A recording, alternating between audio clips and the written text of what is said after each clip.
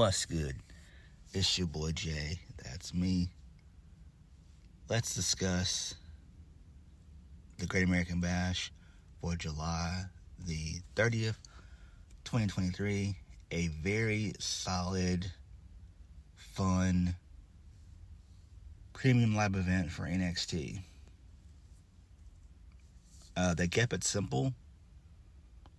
There were no surprises, although I thought there were going to be some, but it didn't happen. And maybe they're saving that for the next show, No Mercy, which is going to be on September 30th. So maybe they'll bring some surprises in when we get there. But overall, the show itself was good. I've thoroughly enjoyed it. I did. I was shocked that Jordynne Grace didn't show up because she's from Texas. She's from Austin, Texas. So I'm surprised she didn't show up. She still is a free agent. And then who's to say that they won't bring her in, at No Mercy. So there's that. And then also you still have Brian Pillman Jr. I'm surprised he didn't make an appearance, but he probably will show up. Probably more so on television before, our premium live event. But overall, it was good. I did watch the pre-show match with the Metaphor versus Nathan Frazier, Dragon Lee, Yolisa Leon, and Valentina Feroz. So we're going to go over that real quick. And then after that, we're going to go ahead and get into the main card. So let's go ahead and get into the Metaphor versus Nathan Frazier and company. So that was your only pre-show match. The match itself was decent. I saw most of it. In the end, Dragon Lee got the win via the aerosol DDT for the 1-2-3. I love that finish. Very, very solid finish there. Makes sense. The crowd was definitely into the match for sure. There were some crazy spots in there. I believe it was Valentina Feroz who did a tope suicida or whatever. So, it was a pretty fun little 8-person tag, mixed tag. So, that's fine. Now let's get on with the main card. So we officially kicked the show off with Cody Rhodes. So he narrated a really good video package for the Great American Bash. So that was a good little way to start off the show. First match of the night, The Family, which is Tony D'Angelo and Stax, Lorenzo versus Gallus for the NXT Tag Team Championships. This match was great. I enjoyed it. So, Tony D'Angelo had a counter for everything that I believe Mark Coffey was trying to do to get involved. He kept on countering that, and that was great. The crowd was definitely into this match. The Family get the win via the Bada Boom, Bada Bing for the 1-2-3, and new tag team champions, Tony D and Stax. Right decision there. Love it. I'm a big fan of Gallus, but Gallus just wasn't doing it for me. They were going nowhere with the tag titles. They really weren't feuding with anybody. They were just there just to kind of be there. I'm pretty sure it's probably going to be a rematch between now and No Mercy. So they'll probably, shoot for that. Who knows? Maybe the Creed Brothers will get involved again. But they're still, in their storyline with Schism, with them being let go from NXT.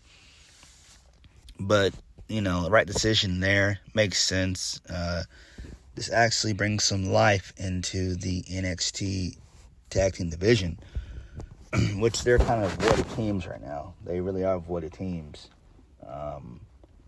I'm surprised Shawn Michaels hasn't, brought back the Authors of Pain. They're not working for anybody right now. I know they had their own little promotion during the pandemic, but that didn't last. But I don't know, but right decision there.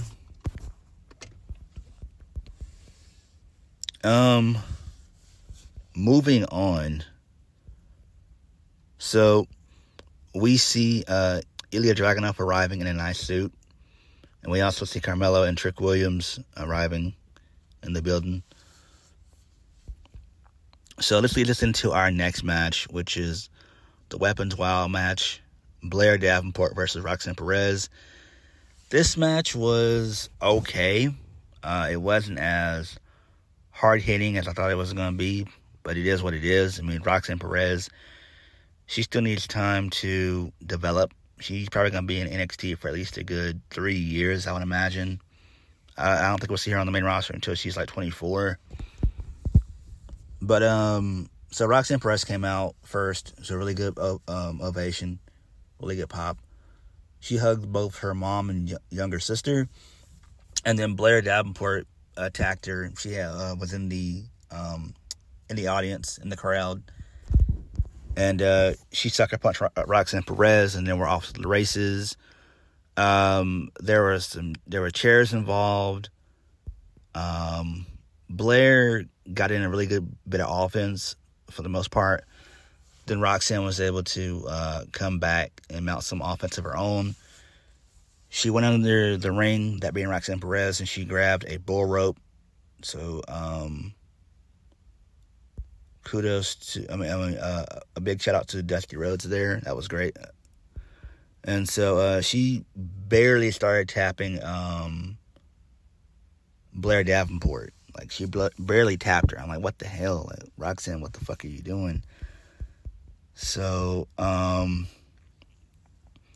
she had to make a comeback that way. Then she pulls out a couple of trash can lids and stuff like that. Then Roxanne Perez goes for a running knee strike to smash Blair Davenport into the steps. Then Roxanne Perez gets the table. She does, I believe, like a frog splash onto Blair Davenport, breaks the table.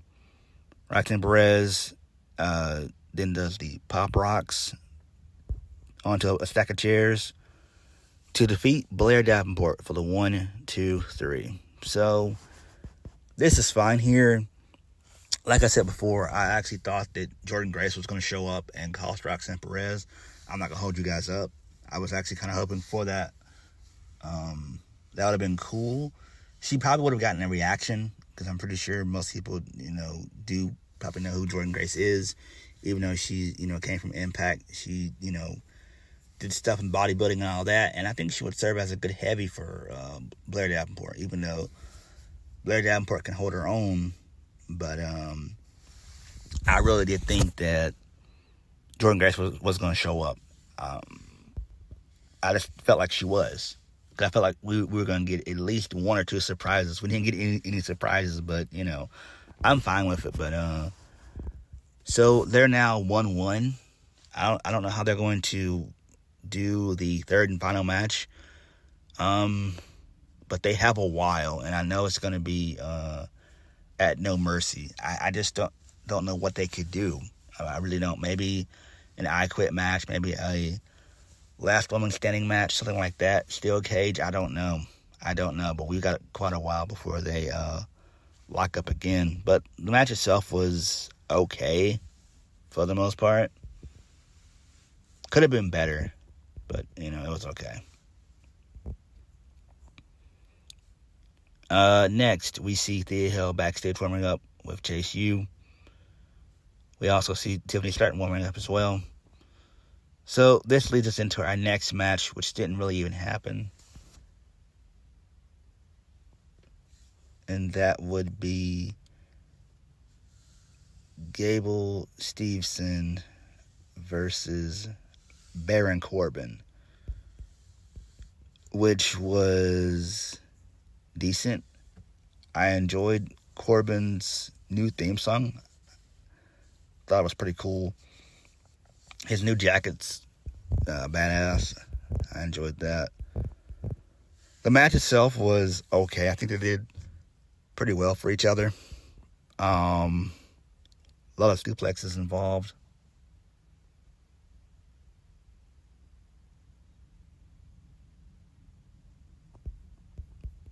So it was a bunch of suplexes involved, bunch of power moves.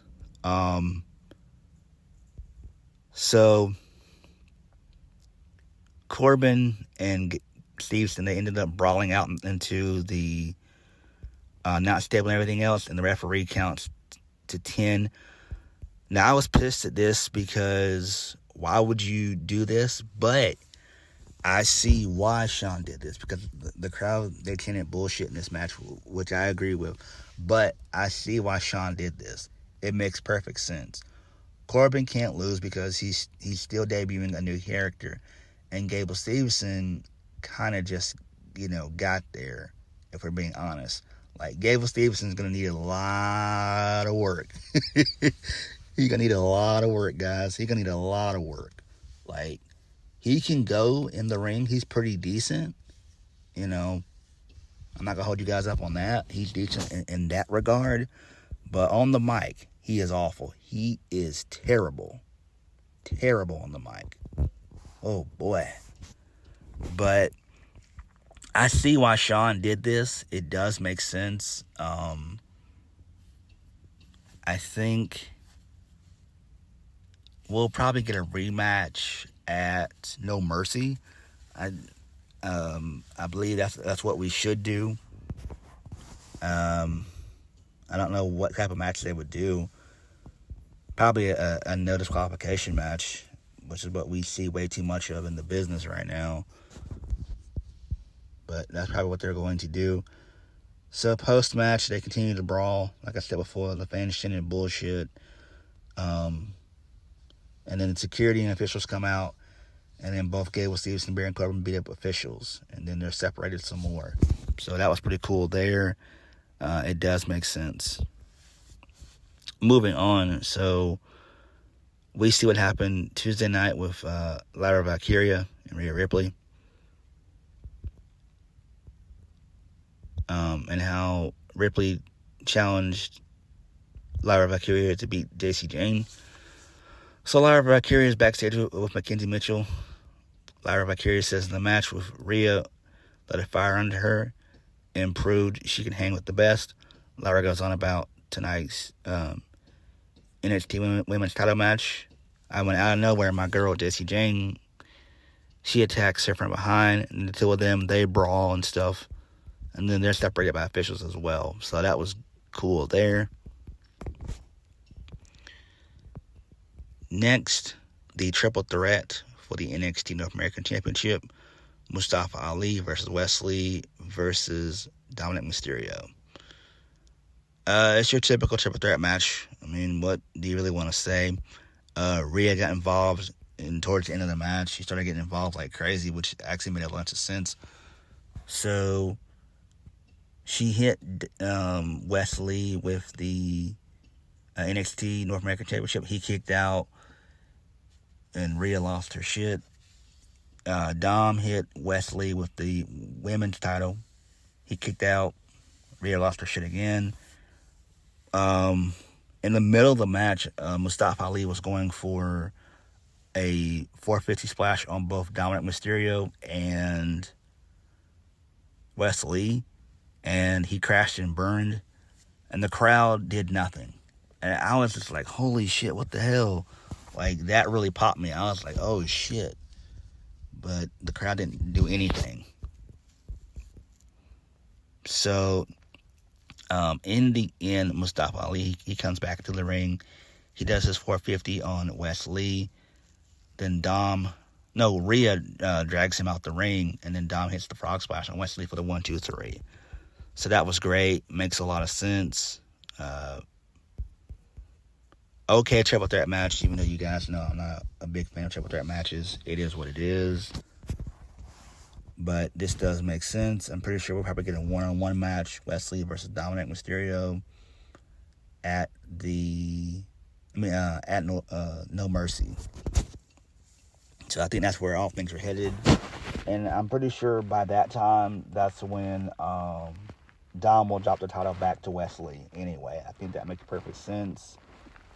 And then Dom goes back to the main roster. So that would make a ton of sense if we're being honest.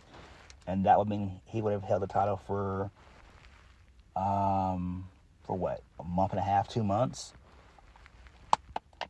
Because No Mercy is September 30th. So you really have about well over close to 2 months. So yeah, Dom would have at least a 60-day title reign, or at least close to a 60-day title reign that you can get. So I dug the triple threat match, though, even though I don't like the concept, but overall it was decent.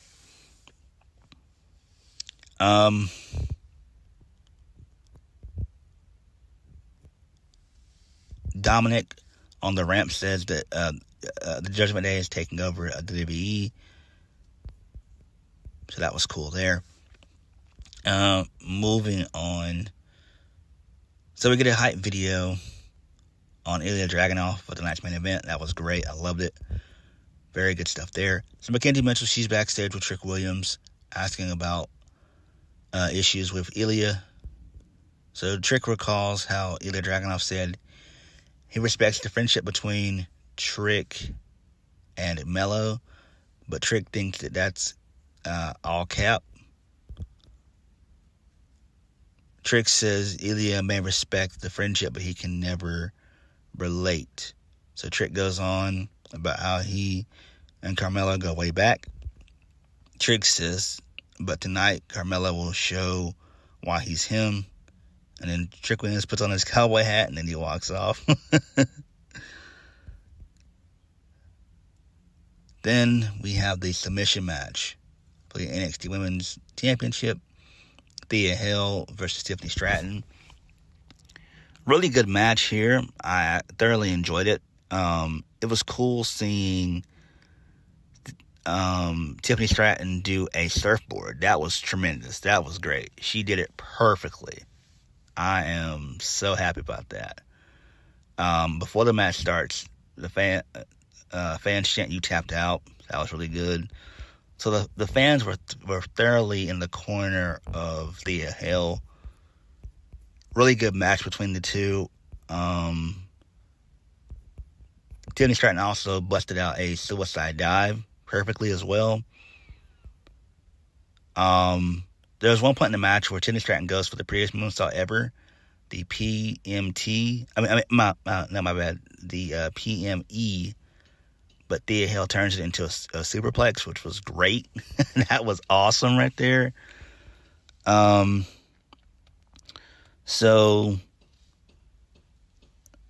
basically, Tiffany Stratton gets put into the Kimura lock, but she's able to reverse that. She gets to the ropes. Tiffany Stratton then does another prettiest moonsault ever, but then she goes to the Boston Crab. She tightens it up a little bit, and then Thea Hale taps. So that was great. I love that. I loved it. So,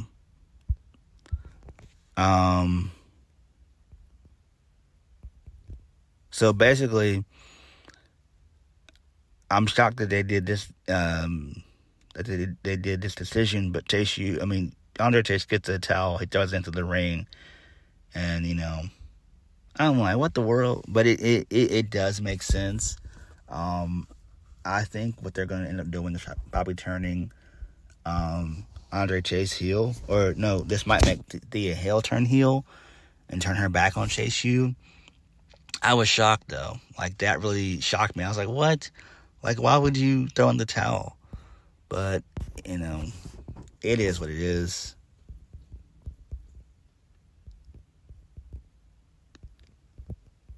So, I'm fine with this. We'll see how this goes. But, I guess they wanted to protect Thea, I guess. But, let's just be honest. Thea's 19. She has a long way to go. I get she was on the Indies for a few years, but still, she's got a long way to go. She's just so very young, just like Roxanne Perez. Again, they're too young to really have characters. They haven't really gone through anything. They're just super young. Like Roxanne Perez, she's been doing it since she was 16, but still, it doesn't matter. She has no character. Thea Hale at least has a character and is fairly interesting. But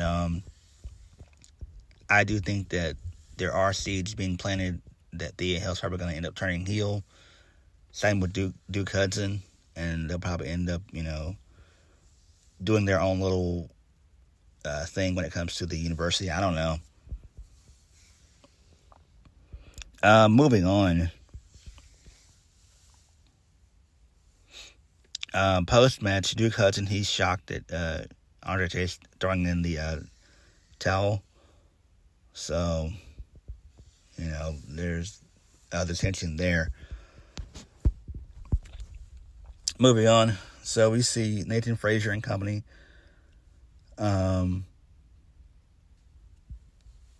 They're backstage talking about the win. So Dragon Lee walks off. He runs into Dominik Mysterio and Rhea Ripley. So Rhea Ripley calls Dragon a wannabe version of Rey Mysterio. Dragon Lee says that Rey Mysterio is a hero and a legend, but he has his own story, and you know who Dragon is. Dominik says he said on Tuesday he made the other Mysterio name relevant, and his dad is just the hypocrite who only likes to help people that look like him, not an original like his son. And so Dom walks off, and then Dragon Lee looks on. He said something in Spanish about Dom disrespecting Rey Mysterio. So they might be going Dom versus Dragon Lee. I think that would be cool right there. That would be great. So that could make sense. We might see Dragon Lee versus Dominik Mysterio at No Mercy. Hopefully that happens. Let's put that out into the universe. Hopefully that will come true. That would be great. Moving on. So we see a video of Schism arguing backstage over the apparent wolves in sheep's clothing that are causing them problems as of late. So the Diet thinks it's it's two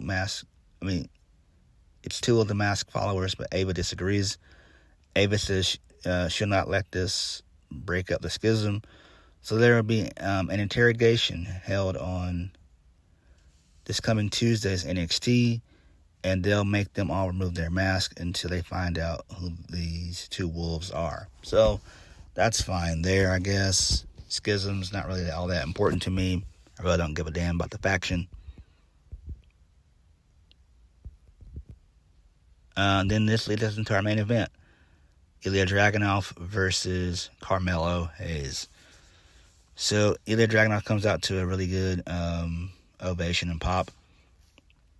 Then out comes Carmelo. So Dusty Rhodes, we hear Dusty Rhodes saying, "Get a Dream." That's playing, and then Hold On to It, and then a third banner, Shoot for the Sky, and then a final banner says Him. So I do like that. That's pretty cool there. Nice homage to Dusty Rhodes. Dude, this was the match of the night, guys. This was a match of the night. I thoroughly enjoyed this match. Ilja and Carmelo were tremendous. They killed it. I'm not gonna lie. This was Carmelo's best match I've seen in quite some time. Carmelo really impressed me. He sold well tremendously here. Ilja, man, this dude is absolutely amazing. Absolutely just fantastic. He brought the absolute best out of Carmelo Hayes. They told a wonderful story. Just a hard-hitting story. Two guys going to war for a championship. And this reminded me of Black and Gold. Like, this was great. They worked a more slow, methodical pace. It wasn't, flips and kicks and dives like how Carmelo usually does. It was, turned down to a notch. He did some of it there. But there was one point in the match where Ilja hit the elbow. Well, not the elbow, but the running punch that he does. I thought that was 3, but it wasn't. So Carmelo kicked out. So Trick yells. Trick then brings in the NXT Championship. I thought then he was going to turn on Carmelo, but it didn't happen. So towards the end of the match, Ilja was going for the torpedo mascot. He hit Trick Williams by mistake, and then this allows for Carmelo to hit nothing but net for the 1, 2, 3, and then Carmelo retains. So this kind of makes sense to an extent. I guess they're still trying to, they might split up Trick and Melo maybe. I don't know. It looks like that's what they're going towards.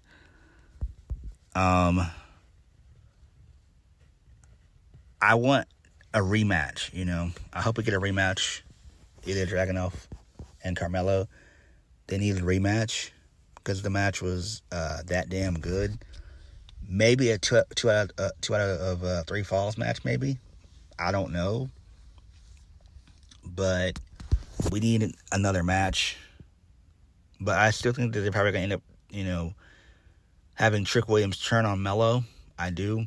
Again, I like Melo, but Melo doesn't seem like a long-term champion. He seems more like a transitional champion, and it's no fault of his own, but that's just how he seems to me, and I'm pretty sure a lot of people would agree with me.